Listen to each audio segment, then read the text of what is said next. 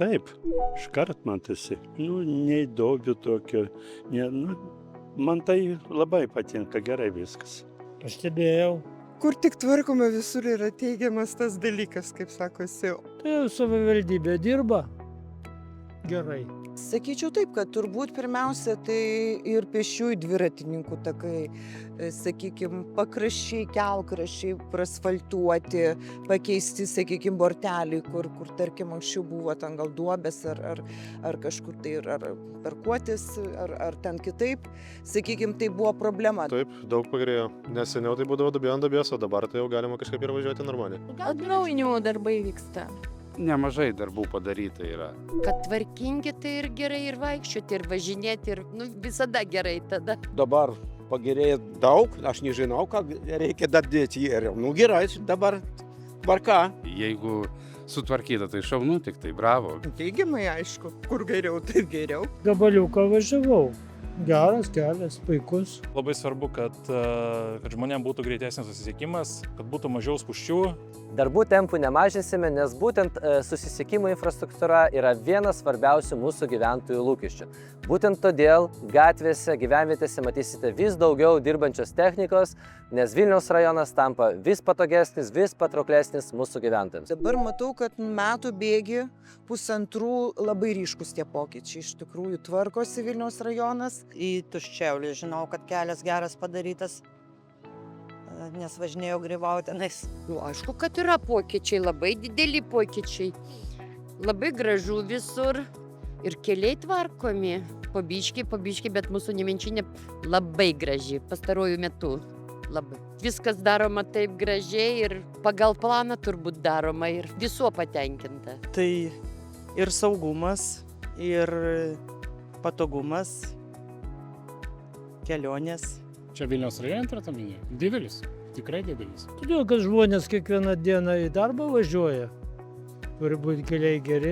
Man atrodo, ypač šiais metais labai pasijautė. Ir ne tik keliai, ne tik rajoniniai, bet ir kiemus pradėjo tvarkyti. Bendrai jaučiasi pagerėjimas tikrai. Labai gražu pas mus darosi. Pagerėjo, graži kelio, tik dovana mums duoda.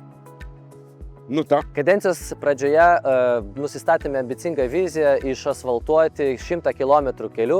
Jau per 3 metus esame pasiekę stulbinantį rodiklį, tai yra 90 km vietinės reikšmės kelių yra išasfaltuota. Asfaltuojame ir matome, kad viršysime nustatytus savo tikslus. Link šito ir eina, visi, kad su elektromobiliais važinėtum. Čia pagrindinis dalykas, manau, bus ateitis. Daugiau stengiasi padaryti, kad būtų ekologiškai važiuojama su mašinom. Labai artima. Labai gerai, kaip tik planuojam įsigyti elektroautomobilį.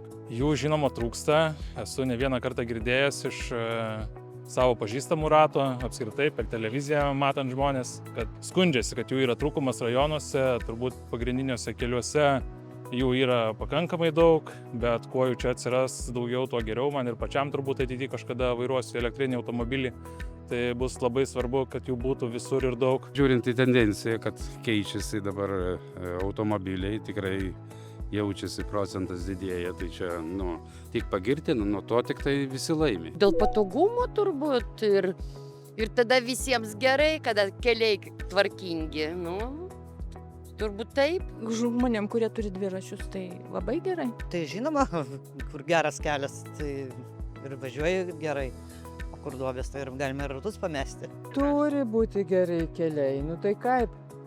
Žinot, kaip pas mus važinėja ir tokie mašinos, karo technika, pro tokią mažą miestelį. Tai, man atrodo, reikia. Ir saugumas, ir patogumas. Tai jinai tiesiog užtikrina žmogaus gyvenimo kokybę, nes tai yra galbūt mamos su vežimėliais, galbūt yra senyvo amžiaus žmonės, galbūt tai yra, sakykime, su negale žmonės, kur sudėtinga, sakykime, su vežimėliu privažiuoti ir tiesiog tai yra, sakykime, tai sukuria tą tokį gerbuvį, kad tiesiog, sakykime, pagaliau ir žiemą tai prižiūrėti yra, tarkim, išklota ir sutvarkyta. ar tai būtų duobės kažkokios, kai reikia nustumti ir sniegą, sakykime, žiemos metu. Tai čia apima labai plačiai. Tai, kas šiuo metu Vilniaus rajone vyksta susisiekimo srityje, galime vadinti drąsių proveržių. Dar kadencijos pradžioje nusistatėme ambicingus tikslus ir juos įgyvendiname.